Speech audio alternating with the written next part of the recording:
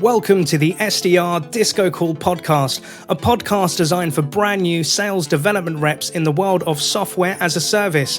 Every Tuesday, we're going to be bringing you a new guest who's still in the role to share how or why they've gone into sales development. What have they learned in their SDR career and journey to date? And what 3 pieces of information would they like to share back to new and existing reps to help them become happy sellers? Every show is transcribed, recorded with links from the guests, which are available at happyselling.io/podcast. I'm going to be your host, Neil Bhuiyan, and I look forward to taking you into the world of sales development through the SDR DiscoCall podcast.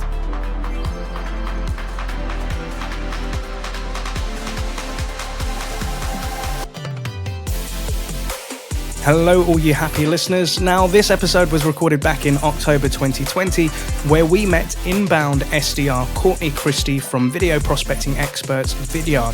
So she's going to be giving us top tips for video prospecting for SDRs and how she does 100 videos in less than an hour. We're also going to be talking about celebrating failures and F-ups, going against career paths recommended by her teachers, and how she found happiness in her career. Also, how she took Starbucks barista training into Vidyard, and also the turning point when she realized that she wanted to go into customer success. However, she wasn't ready based on feedback given by her managers, and how she got ready for that promotion.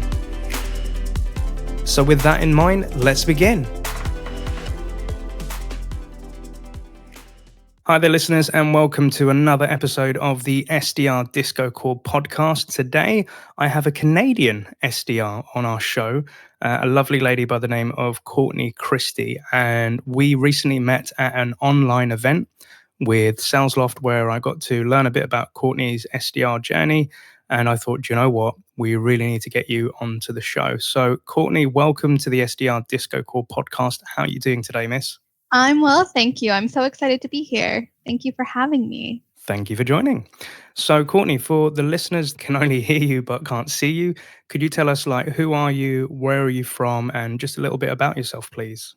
Yeah, so my name is Courtney Christie, like the cookies for all you North American listeners. I am from Ontario, Canada, and I currently am an SDR at Vidyard. And as an SDR at Vidyard, what are your main things that you do day to day, Courtney? So an SDR at Vidyard is structured more on an inbound focus. So I am helping people explore the platform and then getting them to where they need to be. So whether or not that means connecting them with an account executive to explore our paid tiers of our platform, or if I'm helping them get started with video prospecting through our free tool. It's sort of my duty to help determine that and then move forward accordingly. Thank you very much. And you're hopefully going to be sharing some video prospecting tips later on in the show, because I know that you're a super user in terms of video prospecting, and I've learned some cool things from yourself. But outside of SDRing, what are the things that you like to get up to, Chrissy? What kind of hobbies and stuff that really interest you? Yeah, so I'm currently living in Nova Scotia, Canada, which is more of the Atlantic coast. And so it's very popular to hike out here. So I have been very much into hiking and exploring the coast of Canada. When I'm not outside because it's winter and it's Canada, I actually am very much into watercolors and into drawing and more sort of artistic outlets like that. Or I'm typically watching, I'm really into game shows, so a lot of actually British game shows. I literally just plowed through 10 seasons of Taskmaster in 2 weeks. I'm ashamed to admit it, but those are kind of what I've been enjoying to do lately. Wicked. Thank you so much, Courtney. And yes, you are an artiste, because I think I saw in a Vidyard video not so long ago that you had your own mug and it was something that you were painting. And yes, you've got some Picasso talent there. I love it. Thank you. So again, with our listeners, what we're here for today is to kind of understand Courtney's SDR story. And when looking on LinkedIn, I saw that you had some experience of working at Ryder Truck Rentals. You were a barista at Starbucks. You're working at LePage, and then you ended up at Vidyard as an SDR. Mm-hmm. For the listeners out there, could you kind of walk us through the story of how things started at Ryder and kind of how you got here today? Yeah, my career at Ryder started shortly after a time that I decided that I did not want to become a history teacher and was switching to interior decorating. And I was taking a year gap between those two times. And in that time, I ended up finding a job in more of the service department of Ryder, which is mostly keeping drivers up to date with their trucks.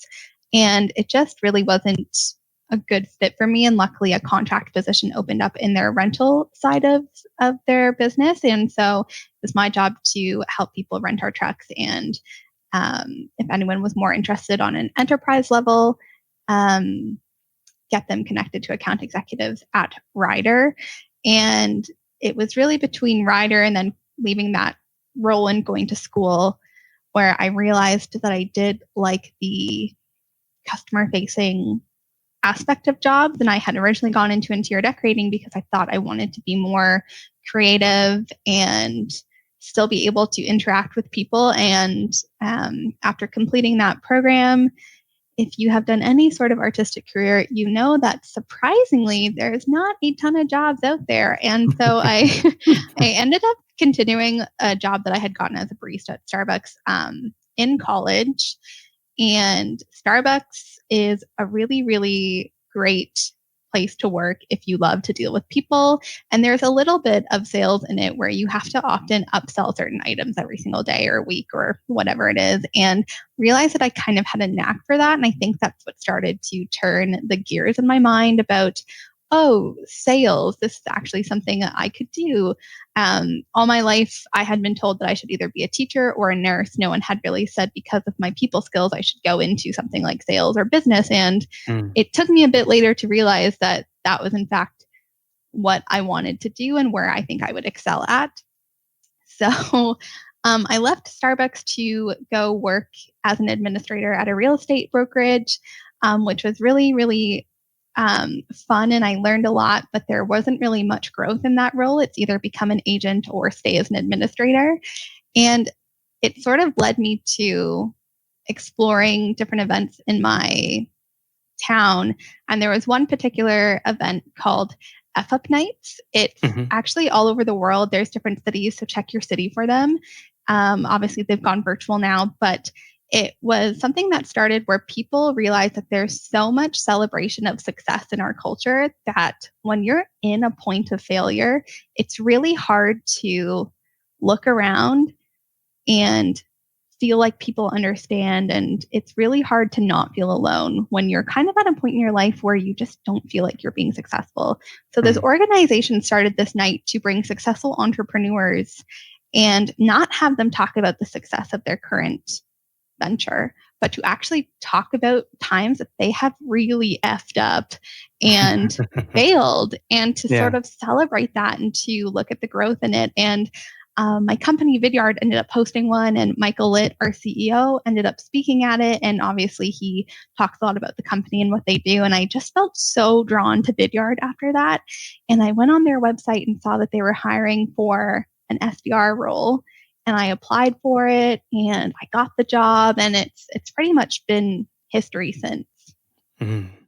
Well, that is an amazing story. So from like, if I kind of recap, Ryder Truck Rentals, there was that element of kind of being like an SDR, you know, connecting client to the right account executive. Exactly. You kind of realized that wasn't the route that you wanted to go down. Interior design was another element of it that you're studying towards, but you realized there wasn't a ton of jobs. And you also mentioned like school was kind of pushing you, or like college was pushing you to two different types of professions. Why did you feel that the education system was giving you that guidance versus kind of where you ended up today? Yeah, so this was more so me growing up. So this was pre-college and university at 18, but I've always been a very charismatic presenter, people person. I've been very, very, very good at social situations. I've not been great at tests, but every time there was a school presentation, I would sort of excel and show my capability there. And any time a teacher spoke to me, they always said that because of this part of my nature, I would make a great nurse or teacher. And I hate more than anything in the world blood and gore. and guts. I cannot stand it. And so at a very young age, I realized, well, I can't be a nurse because of that reason. I also hate needles.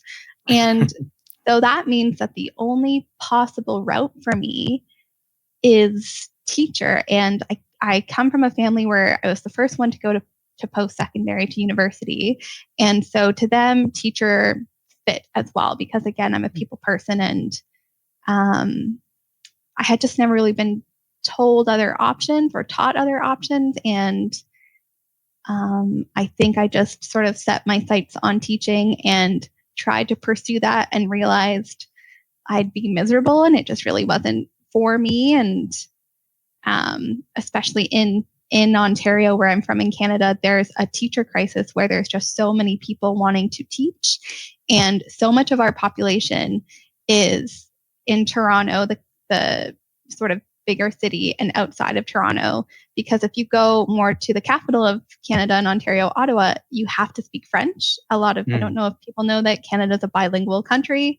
So there's just certain areas you have to be able to speak French. And so it really limits you as a teacher. And then otherwise, you're kind of in more isolated communities really far up north. And so I think even the possibility of realizing that if I did pursue teaching, would I be stuck after I graduated from Teachers College?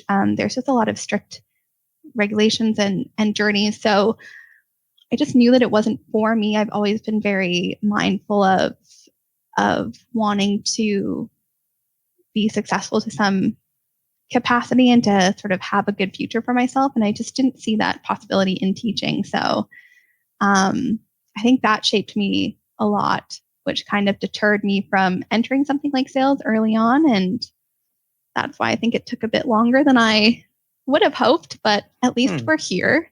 Yeah, definitely. Like, it was a journey, like, by the sounds of it, you had to experience that yourself. You had to come to your own conclusion. You had to kind of weigh up options and see what's available. But it did lead you into a lovely career of sales, which I'm very happy to see as well. And where you're kind of saying, like, trying to weigh up your mind and coming to that conclusion, because, like you say, where you're currently based, there are limited options. I'm just curious to know, like, do you have other friends that kind of went through the same experiences, or like they come to you saying, Courtney, like, do you know what? I'm trying to figure out what I'm doing with my life. What type of conversations do you have there? I think I'm a millennial. I'm on, I think, more of the later half. I don't know, is it later or earlier half of, I'm more on the later half of the millennial. So I grew up without technology and things like that. I think it's so common for millennials and probably maybe Gen Zs to be pushed a certain direction in high school, especially if you're a university bound, especially that's how it's set up, I think, in Canada. We're so young when we're making that decision, and our arms are really twisted and told that if we don't go to university, we won't be successful. And I can't even count on two hands anymore the amount of people I've seen from high school or people that I met in my early 20s just completely change their lives and go a completely different direction. Most people who were like me, who had a very strong structured plan early on, it just didn't end up going that way. And I think that the older I get, the more I see people being vocal about it. I definitely felt a bit lonely when I did it at such an early age, where I just sort of changed my plan. And I definitely felt a bit isolated. But the more that time has gone by, I'm seeing so many people just completely change their plans. I've had a friend from high school recently who went the teaching path message me recently because now they're looking to get into interior decorating and want to catch up and see how I liked my program. Yeah. I've seen a lot of people go from being heavily invested in something like science or wanting to go into policing, and then now they're doing like a woodworking business and making their own furniture and selling it. And I just think it's so common, and that if you are kind of in that phase of limbo where your original plan isn't your current plan, you're definitely not alone. I think it's so much more common, and if you just keep working on it, you'll find it. But definitely one of the more common situations as a millennial, I think, is seeing almost everyone I know switch careers or switch plans. Yeah. And I think like your story does resonate with me because even though, and I'm not going to say my age on air, but I've been around the block a couple of times, I had the same narrative pushed to me when I was younger by my parents and family and friends that, look, Neil, if you don't do well in college and you don't go to university, you're not going to have a great high paying job. And to be honest, when I was younger, the only thing I ever wanted to do was drama. I loved performing. I loved acting. Hmm. And my family were like, no, no, no, no, that's not a real job, Neil. Like, get real. Um, and it wasn't until, like you having that knack for wanting to be around people, perhaps sales might be a thing. And that's what I thought. And I tried it out and it worked fine. And I've used those qualities of acting, performing, because like sales is a performance, Exactly. like you have to perform to an audience, you have to convince them with a story. And I really love that element of sales as well. But I think the thing which has been synonymous throughout my life is I've always had plans and plans always change. It never goes to plan. Hmm. And I think that's a beautiful thing to be fluid and kind of go like where the wind blows. And I think you're right. There are probably a lot of young people nowadays who are big on the cusp of making career choices and decisions. And they may feel fearful because they're like, okay, we don't know what the other side is going to look like. And that's quite daunting. So that's kind of one of the reasons I'm doing this show, to kind of give insights as to, okay, if this is your step into career of sales, it could be a path for you. But what advice would you give to those people that, they've come out of university, they're weighing up their options? What key things do you think they should be really focused on versus just the monetary side of things? Yeah, I mean, I don't want to sound cliche here, but I definitely think happiness. I think a really common trend I found going from job to job in my 20s was that I really wasn't successful at the jobs I wasn't happy at, and that I didn't have some kind of passion involved in it. So I've always been a creative person. I've always been a people person. Something I've noticed at Vidyard is that I've been able to excel because working in video has allowed some form of creativity that I love, as well as sort of being in a job that's good. So finding something where you're going to be passionate about, even if everyone is telling you not to do it, you have to be driven by your passions and things that you want to do well. And that's how you're really going to succeed. Is if you're stuck in a job 8 to 4, 9 to 5 that you're miserable at, how successful can you really be? 100% right. You got to love what you do, right? And if you don't love it, then what's the point? And I think sometimes, like, it's really funny because you went to an F up night, but you're also saying you're finding failures in certain jobs that you weren't happy with. So I think failures are good things because Hmm. they help you understand what you do and don't like. And believe me, I failed hundreds of times in a lot of things. And I'm really grateful for those experiences. But I think, like if you're given the opportunity to flourish somewhere, like you say at Vidyard, where you can tap into that creative element, you can see what other people are doing. And I think there's this old saying by Les Brown, you kind of have to believe in the belief of others in you before it Hmm. starts kicking in for yourself. And I think in SDR land, this is something we can get a lot of feedback on and kind of how we're doing stuff, etc. And like you said, you're, by the sounds of it, you're really happy at Vidyard and you are somebody creative because you caught my eye on LinkedIn at the Sales Loft event that we were at. So what was it like joining from somebody that was doing, interior design, going for a barista and then onboarding into a SaaS company? What was that experience like for you? I'm not going to deny that it was a bit overwhelming. I think that I'm really lucky though. Vidyard is such a great company. They're so supportive and so encouraging, and they really just want you to learn and be the best that you can be. And I've been lucky with managers at this job where my first manager used to be a Starbucks barista before her sales career. And so Ah, she um, understands how we're trained at Starbucks and how hard we work and all the different multitasking we have to do and how that can be translated into a sales job. And so at Vidyard, you have to do a case study in the interview. So I presented that, did pretty well in my research and my presentation. And on my first day, she sat myself and the other SDR that had been hired at the same time as me and told us that the reason we got hired was because of how confident and intelligent she saw us being in our interviews and Nice. how she believes in nothing but our success. And that was on my first day. And that made me want to do well. And so she took us through the training and beginning of our SDR, and she moved on to another role. But we then got another great manager who's my current manager, and he has been nothing but dedicated in improving our team and making it the best that we can be, and really taking the time to make sure that we're getting what we want out of the role, and then also helping us get what we want for the future. And so I think because of that, my transition to tech was so much better. Also working for a company that uses video and is really passionate about that has been really great, because I'm also very passionate about video. I think it's such a great way to connect to people in this world. I think email is great, but I think it's definitely made the business world a lot colder. And as someone that really loves human connection, being able to put a face to the name and see the person that's emailing you and be able to build that trust and that connection through video, I think is just so wonderful. And so I think being in an area where I'm able to put passion forward and sort of work, but also meet so many great people and other SDR, BDRs on LinkedIn. And that's definitely a great resource where we're all doing the same role at the end of the day. We all have to stick together. We all have to grow from each other. So making those connections on LinkedIn, I think, is really important as well, and has definitely helped me become the SDR that I am today. I love it. I absolutely love it.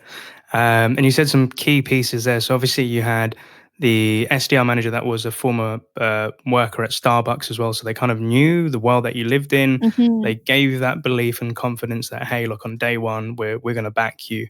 And then you have another manager who's your current manager that is, again, backing you as well. And an interesting piece you said here is like, he's making sure that you get what you want to get out of the role, and you want to get the things in your life, in your career. For aspiring SDRs or people that may be going into this role, what are the things that you want to get out of a role such as an SDR? Yeah, I think for me, something that it's really taught me is confidence. So by nature, I'm a little bit more passive, and I think that I often used to not believe in myself so much and kind of not want to speak up and say what I wanted to say in case I was wrong or in case I made someone mad. And being an SDR and dealing with so many people every day, I've been able to grow so much as a person. And even if I change roles in 6 months or a year, I'm always going to take that with me. I'm always going to be better conversationally in every role because of what SDR has taught me. And it's taught me how to listen. It's taught me how to ask important questions. It's helped me be able to identify pain points for people. And that can be translated in, I think, every role in the future. And so I think what I have gained from SDR is just a better belief in myself, a better understanding of how to translate skills into other roles.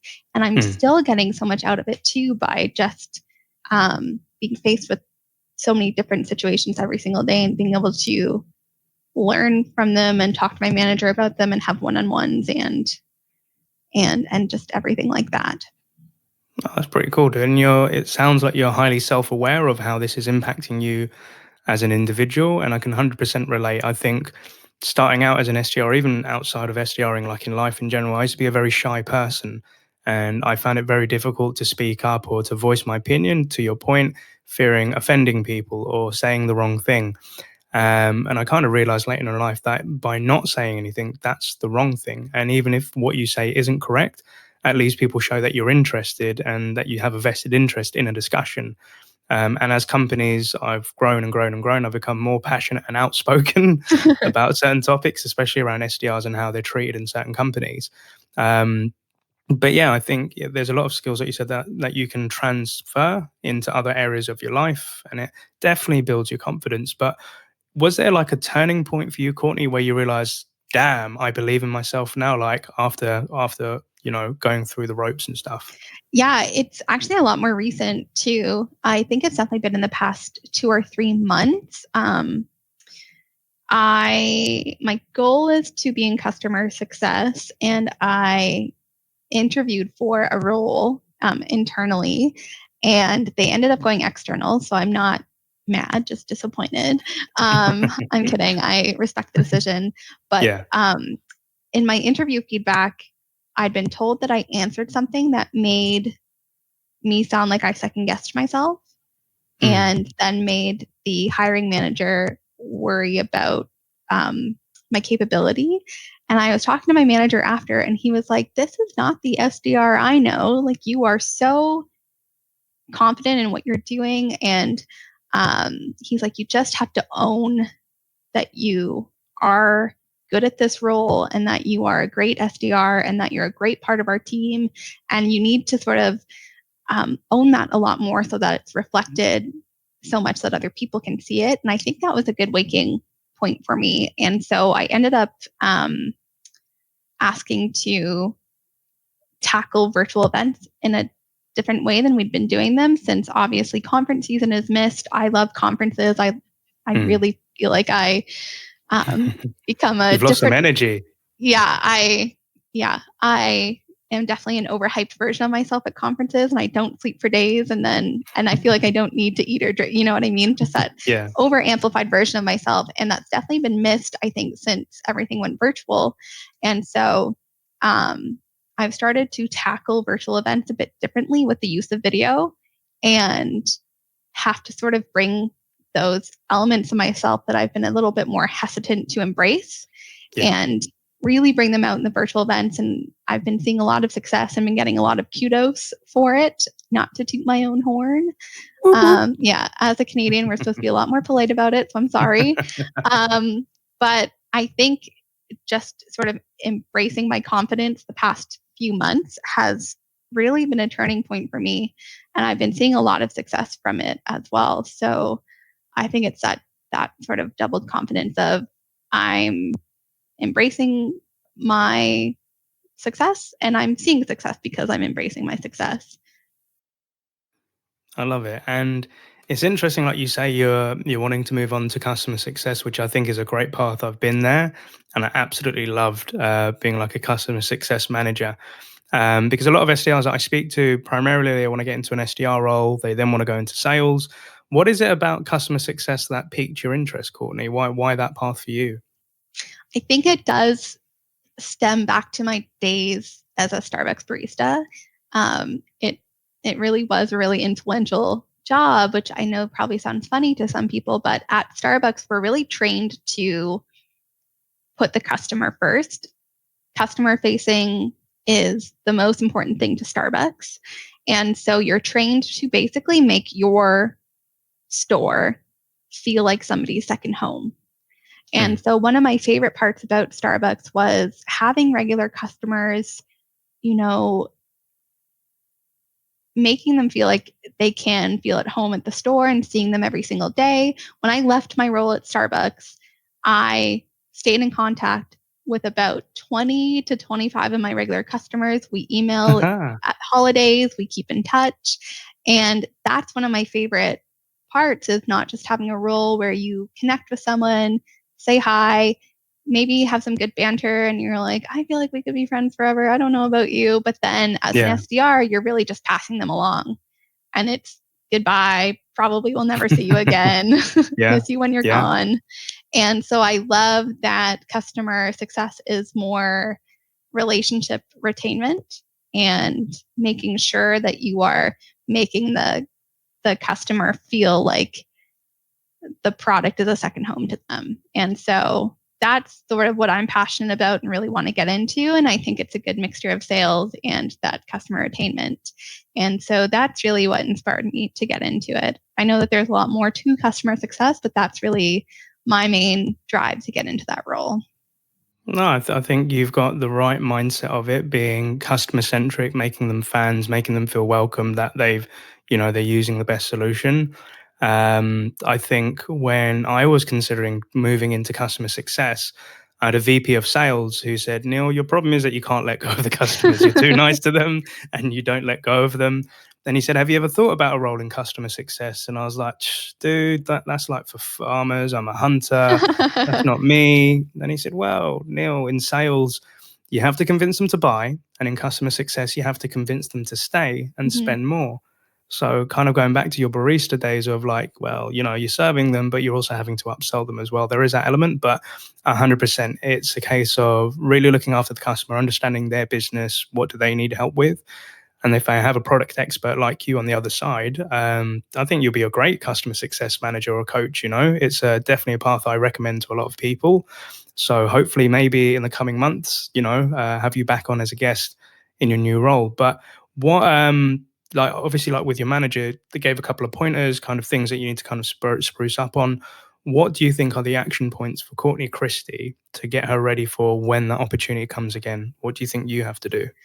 Yeah, so what I've been working on is um, taking more, I guess, risks and opportunities that could sort of propel me in that interview. So again, tackling those virtual events and taking that project on for myself shows that I'm capable of project management, which is, I think, a key factor. And I've been doing a lot more enablement sessions. I've been really more focused on tips and tricks on LinkedIn, growing my confidence as well. I think it's good. There's still a lot of room for improvement. And so anytime I feel I've had I guess, a bad experience on a call, because it still happens, I Yeah. immediately connect with my manager, ask for whether or not I could have done it better, if I could have handled the situation better. Um, I still ask where I'm lacking in terms of questions and and sort of just always trying to really strengthen myself in that sense. But I'm also taking a course that was recommended by the hiring manager of the role I wanted to sort of give me that leg up and to prepare me a little bit more for when another position like that opens up within the company. So just, I think, really looking for areas where you can educate yourself and grow. That's kind of been my main focus the past few months. My manager also believes that, thankfully, because he's the best, he is constantly telling me that he thinks that I'm ready for the role. There's just always areas to improve in and get better in preparation for it. So mostly just trying out new projects. And even if they fail, I had one fail a few months ago, just always being on board to try new projects and to take the lead of things and to sort of show that project management side and grow from there. I think those are some great bits to embark on your journey, and I think it will definitely help. And it's like to give some help as well, because I've been on that journey and I advise others on that journey as well. Um, like a lot of us, sometimes if we're an SDR, we're looking to go into an AE role or a CSM role, or we're looking to go into marketing.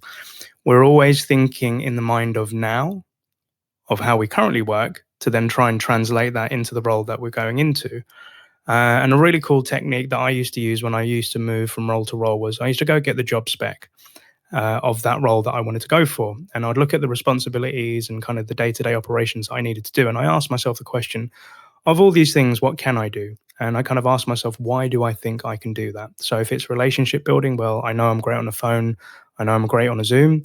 If it's great within my CRM, yep, I could always pull reports from Salesforce or Dynamics, whatever I'm using, to build a better picture of my territory. And then if there were things such as like doing a customer kickoff call or doing a quarterly business review, I was like, okay, those are things that I don't know how to do. So I would then seek out people in my company that were already doing those things and asking if I could join. So as an SDR and AE, if I got a lead in, I would always like, if it was a big enterprise lead or, like a hot lead that I've been chasing for months, I'd always ask the CSM or the AEs, like, could I sit in on the meeting just to see how it goes? And then sometimes I would sit on the quarterly business review to see how that went. And after the meeting, I'd always sit down with the customer success manager and say, why do you ask those questions? And why do you do that? And I'm just trying to understand it better. And sometimes if a lead that I brought in, if it was inbound or outbound, had closed, I'd always reach back out to the customer after they've implemented, so I know they've bought the solution and they're actually using it, and say to them, hey, I just wanted to know, like, what did you feel about this whole process and what made it really good? And what would you do differently if you were to sign back on with our company? And it was those things that I couldn't have learned until either before getting into the role or perhaps going into the role itself. But go sit and shadow with people that are already Hmm. doing it and ask hundreds of questions. And the reality is, you'll never be ready. Nobody's ever ready for anything. You No. just got to do, right? And like, yeah, you've got a great company. I'm a firm believer in video prospecting, and it's something I use. And I think I even posted you a video the other day of kind Hmm. of like my Monday morning tips. But for the SDRs out there, there are probably a few that are either using video prospecting or perhaps they're still scared to do it because they don't want to see the face on camera. Yeah. What tips would you give to our SDRs for video prospecting, Courtney? Yeah, I think my tip number one is everybody is intimidated to start with video. I know that when I first started at Vidyard, I had used a product similar to Vidyard at my old job, but never had to be in front of the camera. And it took me so long to realize that my videos did not have to be perfect. I'm a little bit more camera shy. I don't typically like to be in front of the camera, even though I'm in front of video all day. I still don't really like being in front of pictures. I like being behind Yeah. the camera. But I made a pact when I first started Vidyard to spend at least an hour making videos a day for prospects or even just imaginary prospects. So I would create pitch video ideas. I would practice answering questions a prospect had sent me via email, or I just started to basically, sorry to use the word like there. I was trying to get as comfortable as I could. And then the day that I just realized that if I stumble, I grew up with a speech impediment. It still comes out. My speech impediment comes out because I'm particularly tired or nervous that day. I just leave it in and I joke about it. It shows so much more that you're a human in that video and is going to make your prospect relate to you on so much more of a level than if your video was perfectly scripted, perfectly enunciated, because I feel like a lot of people just think that you're a robot or AI at that point if it's too perfect. Think of video when you're prospecting. I do 30 to 45 seconds. My video is not meant to sell the product. As an SDR, it's meant to get on a Zoom call with someone. So think about this video as if you were connecting with someone on the phone or in person. You would not have the chance to press restart on what you were saying to the person. And so as long as you don't drop like the F-bomb or something really disastrous, somebody walks in the background of your video, maybe your roommate or your partner completely shirtless and in, an inappropriate outfit. There's no, or your dog. Yeah, exactly. Your dog has torn up your living room in the background of this video. There's no real reason to restart it. And just being authentic and being yourself is so important in that 30 to 45 seconds. And once you release the idea that you have to be perfect, it's going to make it so much easier. I also recommend just spending an hour to reach out to as many people as you can. I always like to do first touch with a video. Now that I have perfected my little spiel in my videos, I can do about 100 videos in less than an hour. And what really slows me down is that I have doctor's handwriting. I really don't have good print, so I have to take my time to write out a prospect's name really nicely. There are days I don't bother and they can deal with it.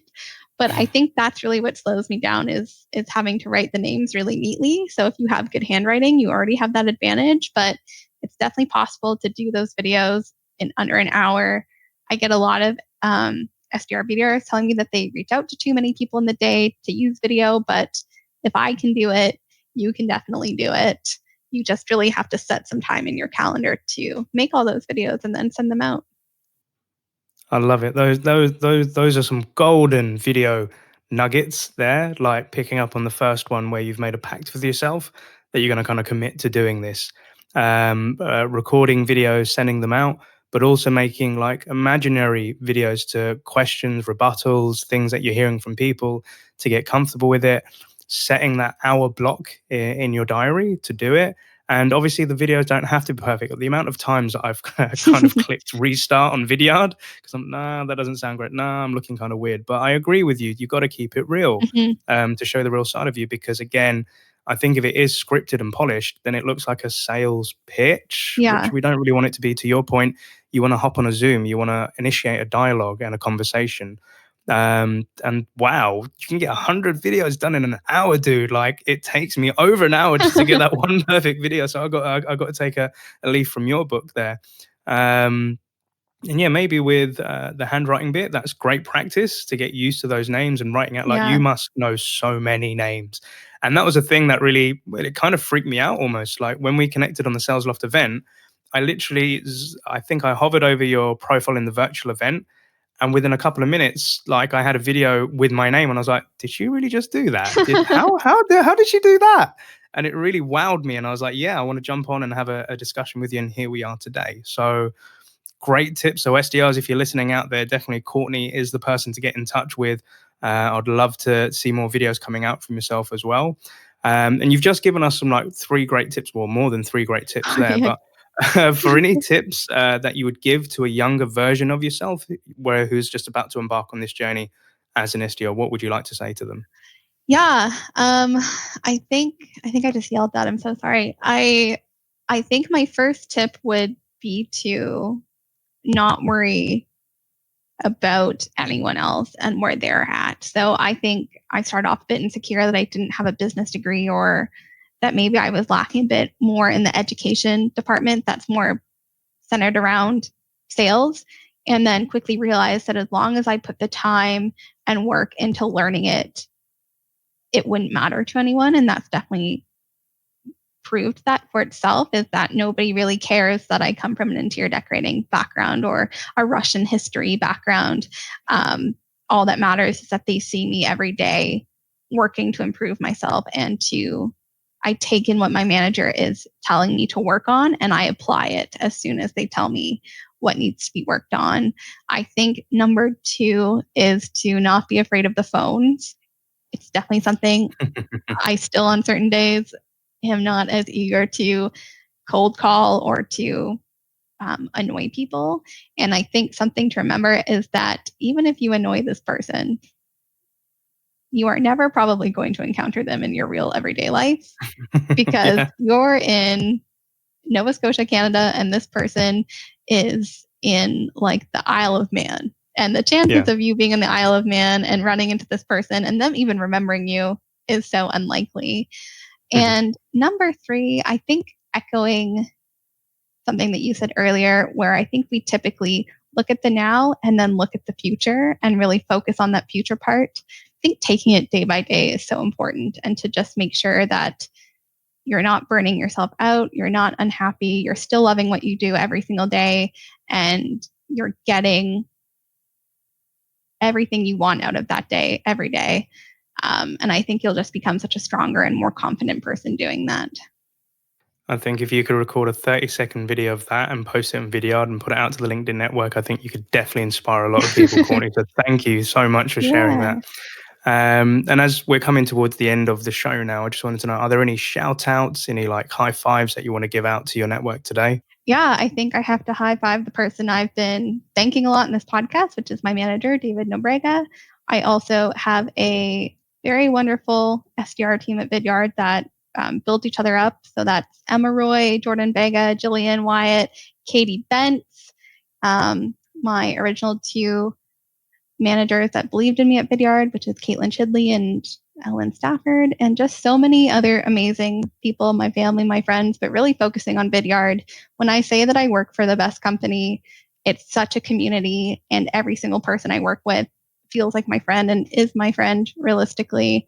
And in this tough time of a pandemic, every single individual at my company has just been doing an amazing job at keeping spirits up and making sure we're all still connected and that nobody's feeling alone. And unheard. And so just a huge kudos to Vidyard. If you really want to use a product where the company is happy and passionate, if that sways your decision at all, Vidyard is definitely something to look into. But Vidyard gave me that chance to break into a world where I think a lot of companies are a lot stricter and aren't as nice to people who don't come from more traditional backgrounds. And Vidyard is all about giving people with different backgrounds chances. So I really wouldn't be here without them. So hell to the mother. Yeah, 100%. I agree with it, and I love it. I love the passion. Well, look, Courtney, it's been an absolute pleasure to have you on the show.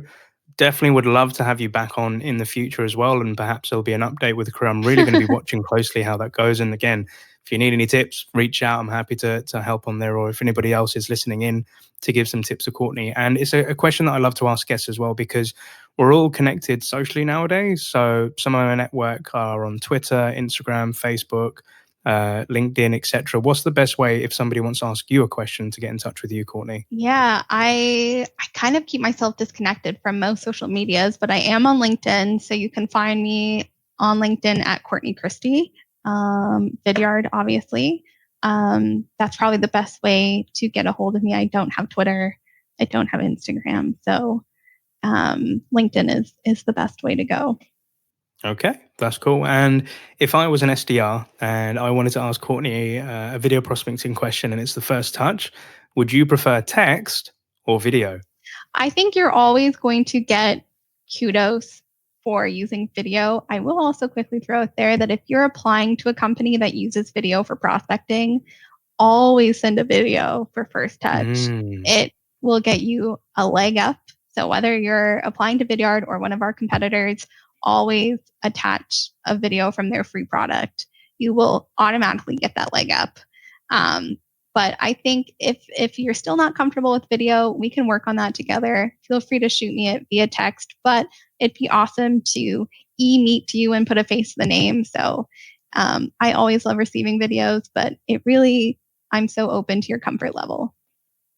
Cool. Courtney, and guys, if you're listening in, you have permission from Courtney to send a video message in and keep it to the point of like asking questions, trying to get better at video prospecting, because I know there's a lot of people that want to help with that. But Courtney, again, thank you so much. You've been a great guest. Again, we're going to be watching closely. I'm going to be looking out for more videos as well. But yeah, thank you for being a guest, Courtney. Yeah, thank you for having me. This is a blast. I would love to be on another session. Perfect. All right, Courtney. Well, look, happy selling and best of luck. Thanks. You too. And good luck, everyone else.